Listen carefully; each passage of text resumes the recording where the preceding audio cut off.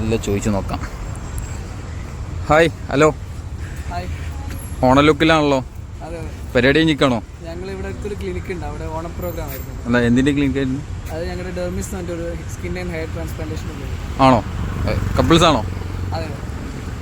Okay, ഞാൻ അങ്ങനെ photos എടുക്കുന്നത് കണ്ട് ഞാൻ അവിടെ നിന്ന് പോയപ്പോൾ ഇപ്പോൾ കുറച്ച് ഫോട്ടോസ് എടുത്താലോ? നമുക്ക് ഇൻട്രസ്റ്റ് ആണോ? സെറ്റല്ലേ? ഓക്കെ.